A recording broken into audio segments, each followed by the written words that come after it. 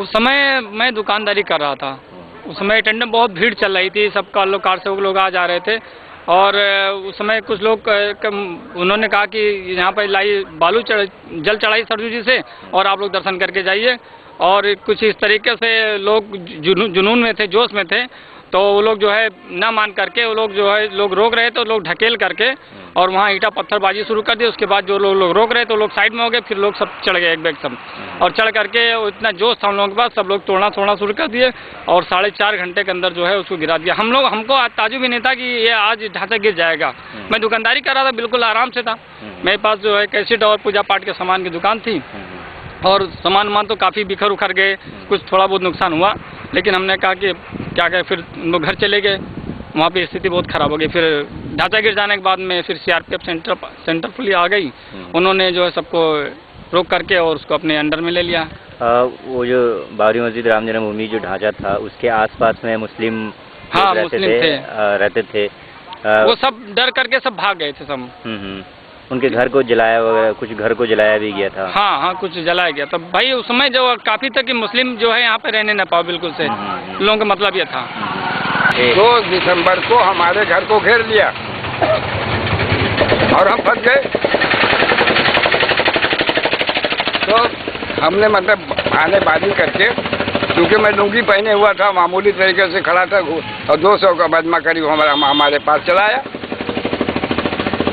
तो हम अपने बहाना करके घर से निकल करके सीआईडी ऑफिस गए। उसके बाद एसएसपी के यहाँ गए, सबने साफ जवाब दे दिया कि हम आपकी मदद नहीं कर सकते। तो 6 दिसंबर को पूरा घर हमारा तबाह कर दिया गया, हमारे महल्ले को पूरा तबाह कर दिया गया। तो सवाल ये पैदा होता है कि मनमोहन सिंह ने सारे सिखों को मुआवजा दिया, 3 मरतबा दिया, लेकिन अयोध्या के अंदर क्यों नहीं मुआवजा अयोध्या के मुसलमानों को दिया? 270 मकान जलाए गए, लूटे गए और तबाह बर्बाद किया गया। 14 मुसलमान शहीद किए गए, 18 मस्जिदें तोड़ी गई बाबरी मस्जिद के अलावा।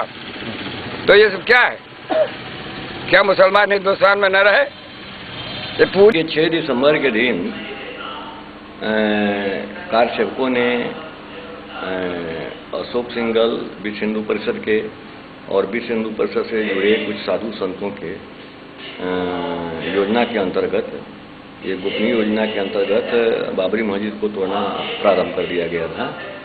और उसके बाद पत्रकारों को पीटना प्रारंभ कर दिया और मेरे मंदिर पर हमला किया गया था। लगभग 50-60 लोग कृपाण लेकर के हमारे मंदिर को घेर लिया था उस समय। लेकिन हमने दृढ़ता से उनको जवाब दिया कि जो काम आप कर रहे हैं वो हिंदू धर्म के विपरीत है और इसे हिंदू धर्म की छवि जो है पूरे देश में नहीं पूरी दुनिया में खराब है। जो अच्छे लोग हैं इस कार्य को अच्छे नहीं मानेंगे और ये जो है संविधान विरोधी और देश विरोधी भी कृत्य है। हमने उस दृढ़तापूर्वक कहा। उस दिन जो है निर्मला देश पांडे हमारे यहाँ थी और कुछ पत्रकार लोगों को जो पिटाई हुई थी हमारे यहाँ शरण लिए हुए थे। कुछ महिला पत्रकार भी थी जो हमारे यहाँ हमने उसको भीतर अपने कमरे में रख करके उनको कपड़ा बदला करके उसे जो है सुरक्षित जो है 4 बजे के बाद भेजा था। वो एक प्रकार से बहुत ही भयानक घटना थी। और शाम को जब मुसलमानों के बाबरी मस्जिद तोड़े जाने के पश्चात जब मुसलमानों के घर जलाना प्रारंभ कर दिया और कारसेवकों ने और जब मुसलमानों को जिंदा जलाना प्रारंभ कर दिया तो वो जो घटना थी हमारे जीवन की सबसे भयावह घटना थी और जिसका तो मैं चश्मदीद गवाह हूँ। और इसके लिए हमने कई बार सरकार से मांग किया है कि इसको मुआवजा दिया जाए और अल्पसंख्यक होने के नाते उस समय मीडिया ने भी इसको तरजीह नहीं दिया कि कितने लोग मारे गए और घर जलाया गया तो उसे भी मीडिया ने कोई महत्व नहीं दिया, कोई अखबारों की सुर्खियों में नहीं रहा। ये बाबरी मस्जिद तोड़े जाने की बात तो अखबारों की सुर्खियों में रहा, लेकिन मनुष्य की हत्या हुई, एक इंसान की हत्या हुई, 14 मुसलमान जिंदा जला दिए गए और 200 घर के लगभग मुसलमानों के घर जो है उसको जला दिया गया पेट्रोल छिड़क करके। तो ऐसे मामले पर भी असंवेदनशील मीडिया रही, जबकि उनको कारसेवकों ने पिटाई भी किया था। तो हमारे जीवन में सबसे भयावह और कुछ क्षण के लिए हमें निराशा भी उत्पन्न हुई थी कि देश का क्या होगा, कुछ क्षण के लिए। हालांकि मैं आशावादी हूँ और संघर्ष में मैं विश्वास रखता हूँ। और मेरा मानना है कि संघर्ष से एक हम करके हम समाज में, देश में अमन चैन काम कर सकते हैं, पूरी दुनिया में अमन चैन काम कर सकते हैं, भाईचारा को बढ़ा सकते हैं। लेकिन उस समय जीवन में पहली घटना थी कि कुछ क्षण के लिए हमें निराशा उत्पन्न हुई थी। देखिए, 6 दिसंबर का वाक़या तो बहुत शर्मनाक वाक़या है और हम यहाँ पर मौजूद थे, जबकि जब बाबरी मस्जिद शहीद होने वाली थी उससे 2-3-4 दिन पहले मैंने एक टेलीग्राम प्रधानमंत्री को और सुप्रीम कोर्ट जस्टिस को मैंने किया था। वो ऑन रिकॉर्ड मेरे पास आज भी मौजूद है। उस वक्त मैंने कहा था कि बाबरी मस्जिद तो शहीद हो जाएगी, लेकिन उसको आप लोग बचा लीजिए।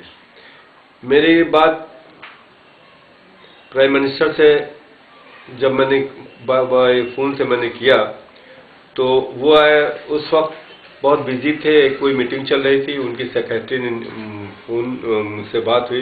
उन्होंने कहा प्रधानमंत्री इज़ वेरी बिजी, प्लीज़ सच आप कुमार मंगलम से बात कर लीजिए। तो हमने कहा ठीक है। कुमार मंगलम से मेरी बात हुई। मैंने उनसे कहा कि देखिए, बाबरी मस्जिद 6 दिसंबर की 11:50 को हो रहा था। उस वक्त लोग ऊपर चढ़ गए थे और उसको शहीद करने पर तुल गए थे। मैंने उनसे कहा कि देखिए, कुछ लोग ऊपर चढ़ गए हैं और गुम्बद तोड़ना चाहते हैं और आप खुदा के लिए बचा लीजिए। तो उन्होंने कहा मैं देख रहा हूँ। तो मैंने उनसे, मेरे फ़ोन पर उनसे गाली गुप्ता भी हुई और उसके बाद मस्जिद को शहीद करना लोग शुरू कर दिए। उसके बाद वो माहौल था। कुछ देर के बाद मस्जिद यहाँ आडवाणी साहब, परमहंस रामचंद्र और मुरली मनोहर जी, फलाने जितने कटियार, इन लोगों ने, उनका नारा था परमहंस का और आडवाणी साहब का कि ये तो काम कर रहे हो और एक कार सेवा करो, यानी कि यहाँ के मुसलमानों के घर और ये सब जला के ख़त्म करो। और वही इन लोगों ने किया। अब उस हादसे को याद न दिलाइए कि रोंगटे भी खड़े हो जाते हैं। कैसे हम लोग यहाँ थे, क्या नहीं था, तो अल्लाह की मर्जी था जो आज मैं मौजूद हूँ। वरना तो मेरा घर पूरा चारों तरफ से घेर लिया गया था, क्योंकि मैं ही यहाँ मौजूद था ये इलाके में, और मेरे इलाके के कर्ब द्वार के जितने लोग मुसलमान यहाँ से कभी वो हटे नहीं थे। और तो लोग चले भी गए थे, लेकिन ये टेढ़ी बाजार कर जाने के लोग नहीं गए थे।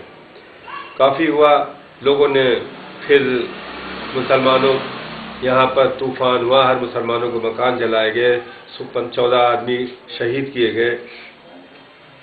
लेकिन प्रशासन जो है, पुलिस जो है, तमाशा देखती रही और हम लोग बर्बाद होते रहे। अब क्या जा सकता। फिर मेरे घर पे मुझे मैं एक यहाँ का मुकाबी मसाजिद का भी, मैं यहाँ का अवध का प्रेसिडेंट हूँ, सदर हूँ, और बाबरी मस्जिद से मैं बाप दादा और ख़ानदान मेरा जुटा है, मैं उसका पार्टी हूँ।